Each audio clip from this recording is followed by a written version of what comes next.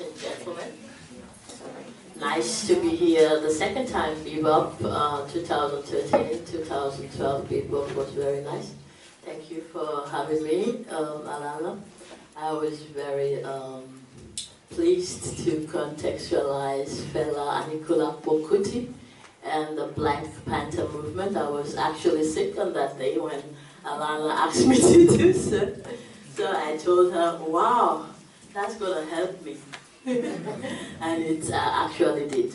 So there's a lot of stuff I could research on YouTube on Fela Kuti, and I downloaded like, I don't know, 6 hours music of Fela, so I'm totally into the Fela groove.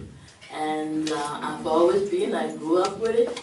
And to just contextualize something that is maybe not on YouTube, so I try to research like further so that I mean the stuff that are on YouTube and somewhere else, I can just pass up the links to you.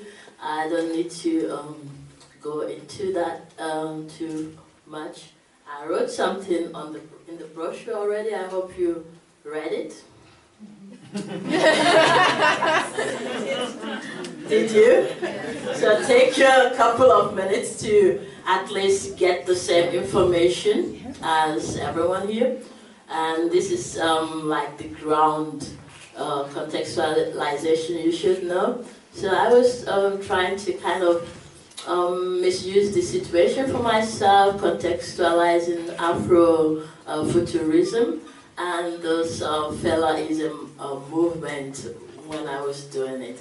So I actually will just give you some brief getting into the inside story after you read what I gave to you anyway.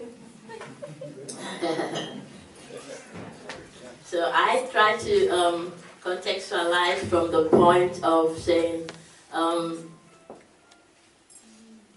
where is that?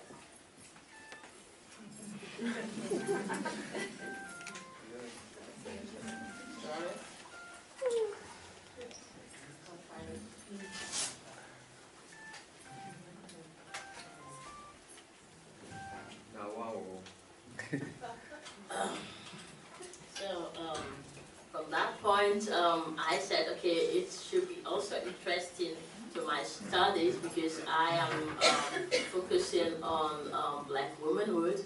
So I figured out that Fela was also really very much tied up with a woman. So the first very important step of making a move to his activism was Mrs. Sandra Isadora, that was part of the Black Panther movement that actually brought Fela to the Black Panther movement. And that was quite interesting to me to know that although Fela has been active before, he needed a woman to kind of really bring him to the topic. And another woman that was very important in Fela's life was the mother. And mother was really big time in politics in Nigeria.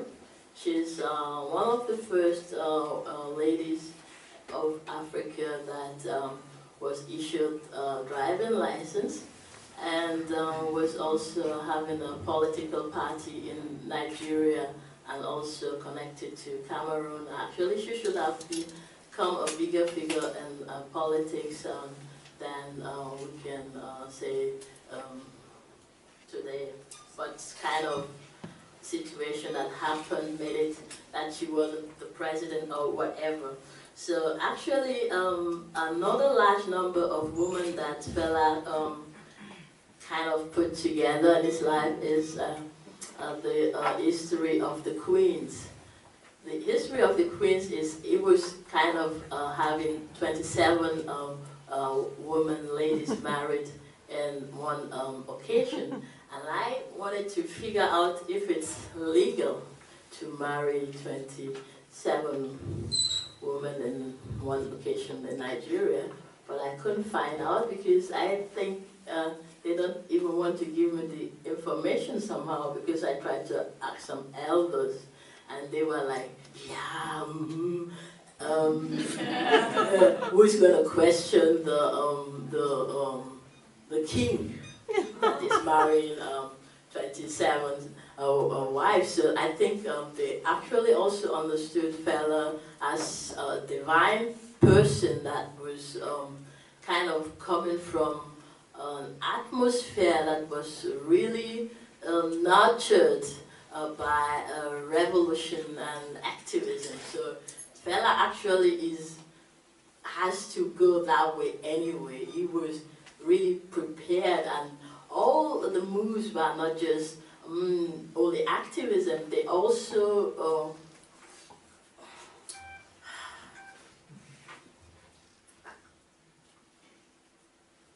I think it's somebody from the conference that or maybe somebody else can pick up.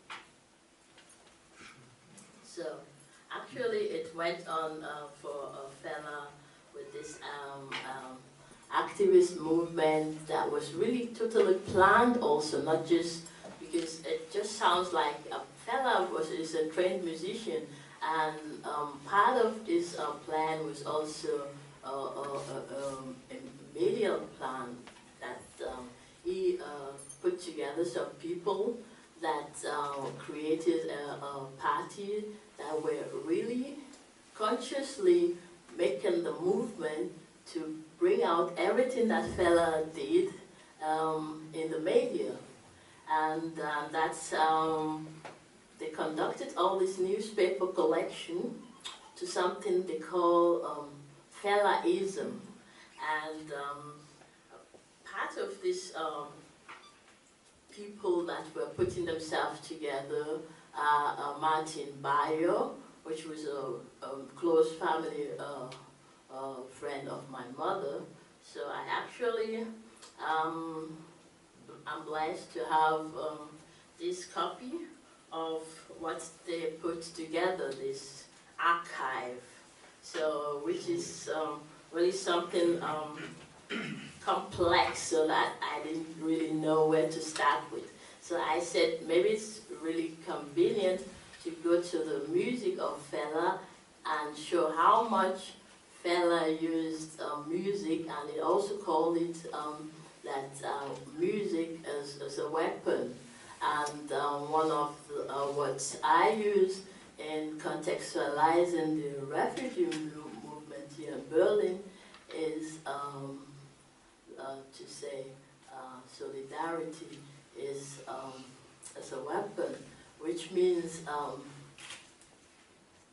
to create solidarity, you have to gather a kind of global awareness and make your topic international. And that's what also happened with Fela music, because Fela is the only one that made this achievement that everyone in Africa really respected the music of Fela. And it was not only the music, it was also a consciousness that he brought with the music, is to say, where is this spirituality? Why is it that, let's say, Europeans have got their religions, and after colonialization, where's the African religion? Where's the spiritual part? Where's the voodoo? And part of this movement of Fela was also this shrine. That was something that became a kind of archive for all the people that are in the same consciousness of what it means to be in this, because after actually Nigeria, I can't say won a war, I don't know if a war can be won, but actually after the Biafra War, there was a need, a great need for the possibility to speak out loud, and expression needed, and leaders were missing. And a lot of what Fela sang about is about pointing out to the false leaders. So to go to that area very fast now.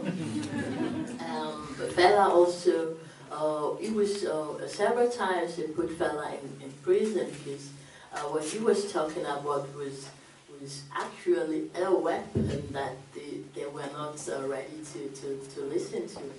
And on the research also to contextualize what is the situation of the Black Panther today, we connected with Bobby Seale, who is actually 72 years old, kind of now, still alive and active, and is contributing his budget together for now for a new Black Panther film.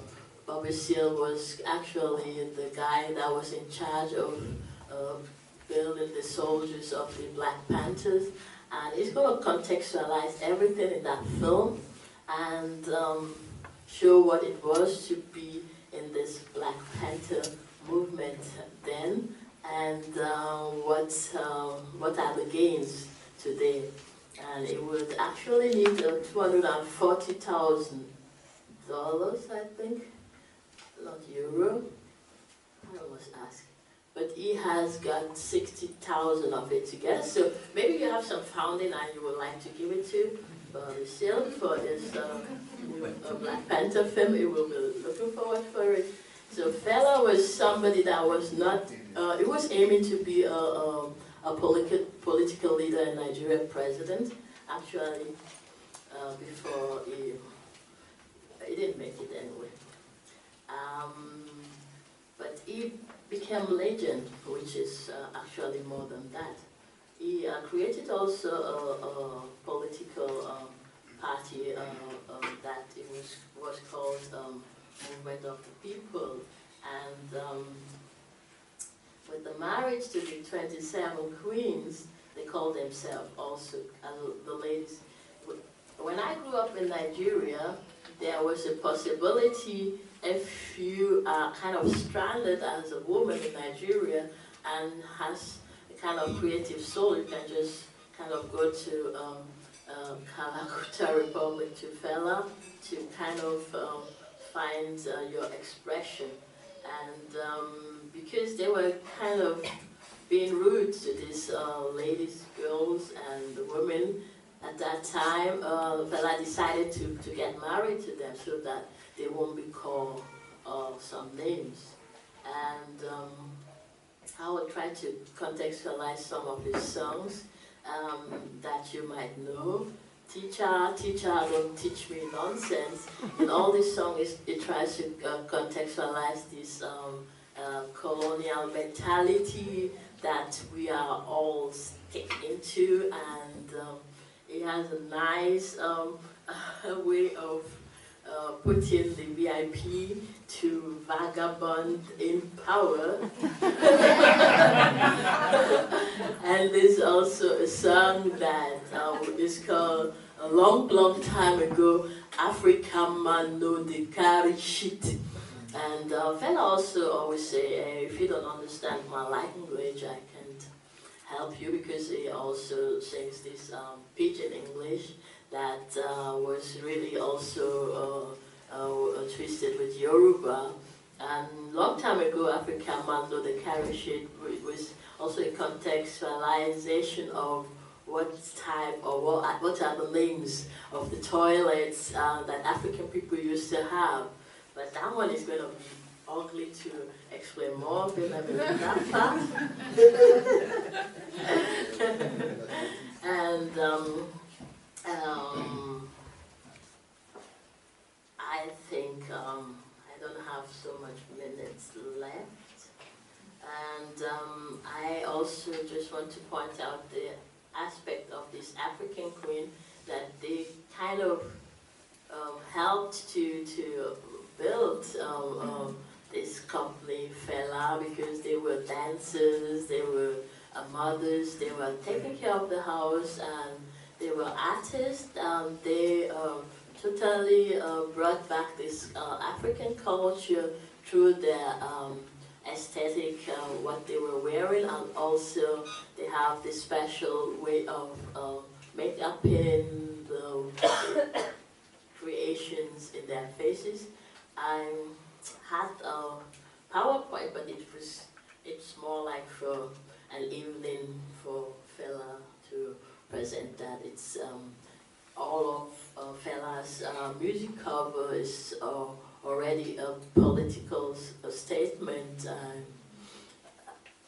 One of them I was in Facebook, I just posted, is about humanity can't be given to us, where on the pictures it contextualized already Margaret Thatcher with two horns and all I mean, it's really deep to come to this aspect of Fela, and I loved to do it, and thank you very much, Alana.